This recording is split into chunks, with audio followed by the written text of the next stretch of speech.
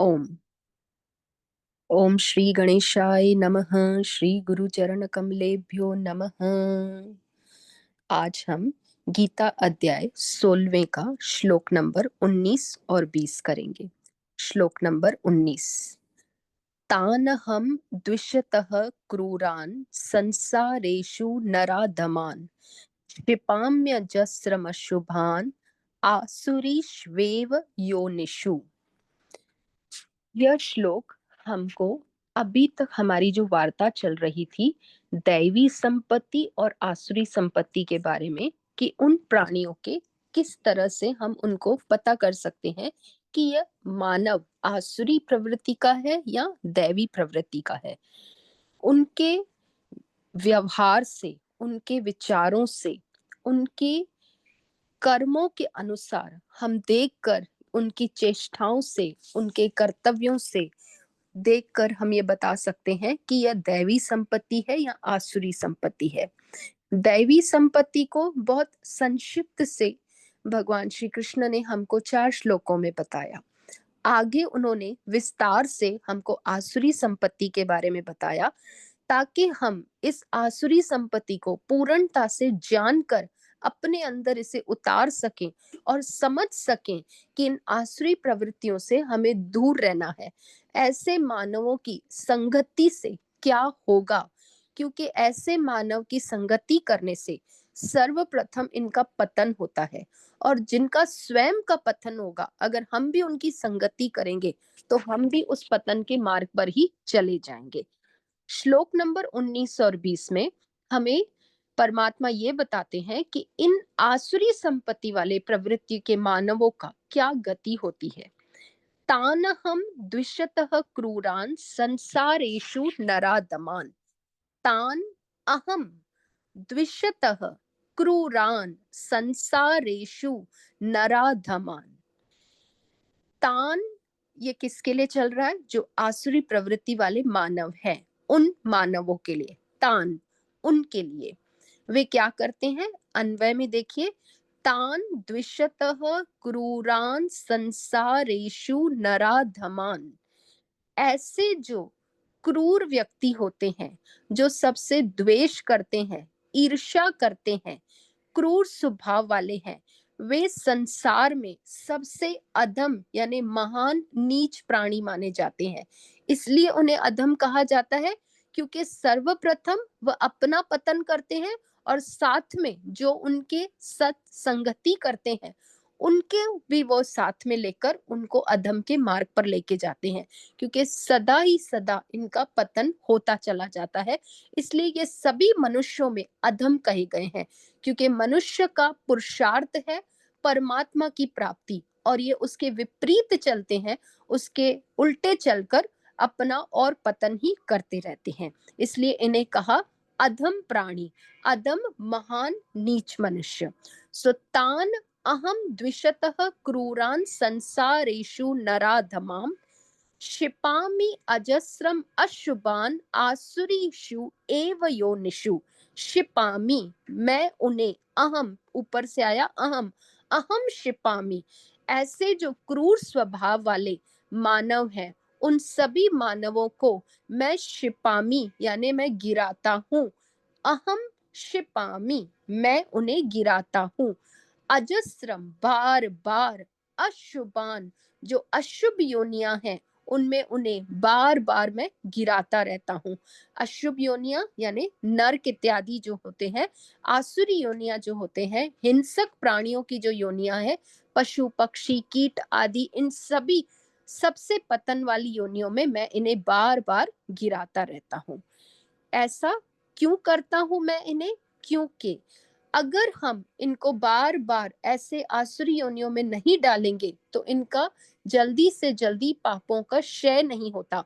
परमात्मा की इसमें भी करुणा है कि वे करुणावश होकर इनको अपने पापों का क्षय करने के लिए आसुरी योनियों में डालते हैं, और आसुरी योनियों में डालकर उनके पापों का क्षय होता है, और फिर से उनको मानव देह की प्राप्ति का एक अवसर प्राप्त होता है।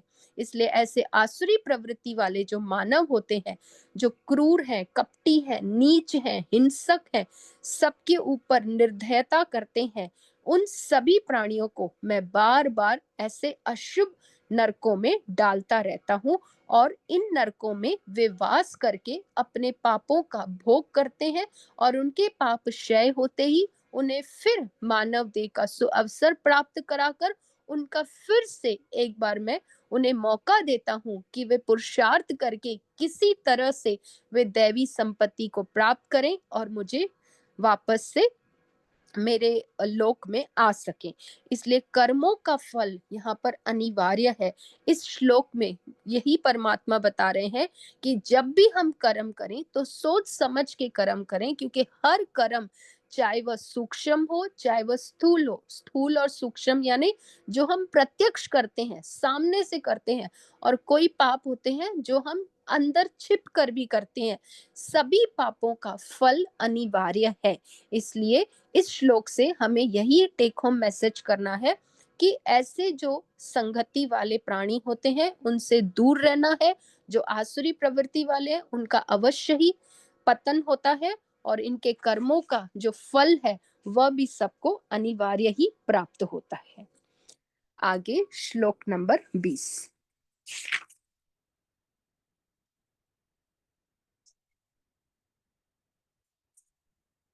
आसुरीं योनिमापन्ना मूढ़ा जन्मनि जन्मनि। इसका पद विच्छेद करते हैं। आसुरीं योनिमापन्ना, आसुरीं योनिम आपन्ना, म के आगे अकार है वह आपन्ना, आपन्ना हा मूढ़ा हा जन्मनि जन्मनि। इसका अन्वय करते हैं।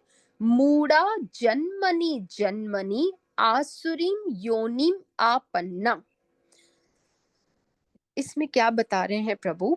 आसुरीं योनिमापन्ना मूढ़ा जन्मनि जन्मनि, कि जो पीछे वाले श्लोक में बताया कि जो क्रूर प्राणी होते हैं उनको मैं आसुरी योनियों में शिपामी गिराता रहता हूँ। यहाँ पर भी उसी श्लोक को फिर से दूसरी प्रकार से व्याख्या कर रहे हैं। आसुरीं योनि आपन्ना, ये जो आसुरी प्रवृत्ति वाले मानव होते हैं उन सबको मूढ़ कहा है, कि ये सारे जो होते हैं प्राणी ये मूढ़ हैं।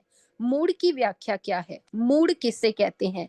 मूढ़ उसे कहते हैं जो अपनी मति से मूढ़ है। मति यानी बुद्धि, जिसकी बुद्धि अज्ञान में चल रही है, जिसकी बुद्धि तमस के अंधकार में पड़ी हुई है, जिसकी बुद्धि अभी तक सोई हुई है, वो अभी उठी नहीं है, वह जागृत नहीं हुई है, उसका विवेक अभी दबा हुआ है, जो अभी तक अंधकार में ही लिप्त है, बेहोशी में ही चल रहा है, अपने मोह माया में ही अभी तक ग्रसित है, उसी में ही अपना जीवन निर्वाह करके अपने को संतुष्ट मान रहा है, अभी तक भी वह उठा नहीं है। इस मोह में, इस अंधकार में, इस तमस में, इस राग द्वेष के संसार में, इस स्वपन के संसार में अभी तक मोहग्रस्त होकर इसी में ही पड़ा हुआ है। उसी को यहाँ पर मूढ़ कहा है। तो मूढ़ा जन्मनि जन्मनि आसुरीं योनिम आपन्ना, ऐसे जो मूढ़ हैं उनको मैं बार बार आसुरी योनियों के जन्म जन्मांतरों को प्राप्त कराता रहता हूँ। बार बार वे आसुरी योनियों में ही पढ़ते रहते हैं। क्यों आसुरी योनियों में पढ़ते रहते हैं? क्योंकि वे मनुष्य योनि को प्राप्त करके भी उसकी सार्थकता को न समझकर उसमें उल्टा चलते हैं और पाप, झूठ, कपट इत्यादि से ग्रसित होकर बारंबार पाप करके राक्षसी संपत्ति, आसुरी संपत्ति को ही अपने पास समेटते रहते हैं। और आसुरी संपत्ति का जो विनाश है वह नरकों की ही योनि है, वह आसुरी योनियां ही है। तो राक्षसी संपत्ति इकट्ठी करके उन्हें मैं फिर आसुरी योनि ही प्राप्त कराता हूँ और बार बार वह उसी आसुरी योनियों में जा जाकर उसी का ही व्यवहार करते हैं, उसी के ही विचारों में पड़े रहते हैं, इसलिए वे कभी भी इस जंजाल से छूट ही नहीं पाते हैं। इसलिए इनको कहा मूढ़ मनुष्य। यह जन्म जन्मांतरों से इसी आसुरी योनि को ही प्राप्त होते हैं। माम प्राप्यैव कौन्तेय ततो यान्त्य धमाम गतिम। पद विच्छेद। माम अप्राप्य।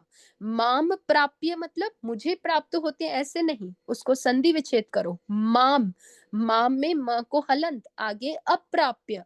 माम अप्राप्य, वो मुझे प्राप्त नहीं होते हैं ऐसे। एव कौन्तेय, इस तरह से वे कौन्तेय को बता रहे हैं। कौन्तेय कौन है? कुंती पुत्र अर्जुन। हे कुंती पुत्र अर्जुन, ऐसे जो मूढ़ मनुष्य हैं वो जन्म जन्मांतरों से ऐसे आसुरी योनियों में ही पड़े रहते हैं। क्यों पड़े रहते हैं? क्योंकि वे मुझे प्राप्त नहीं हो पाते हैं, क्योंकि उनके पास दैवी संपत्ति ही नहीं है। जिस मनुष्य के पास दैवी संपत्ति होगी, जिसके पास मेरे देवताओं के गुण होते हैं, जिनके पास वैसा आचार विचार होगा, वे ही मुझे प्राप्त कर सकते हैं।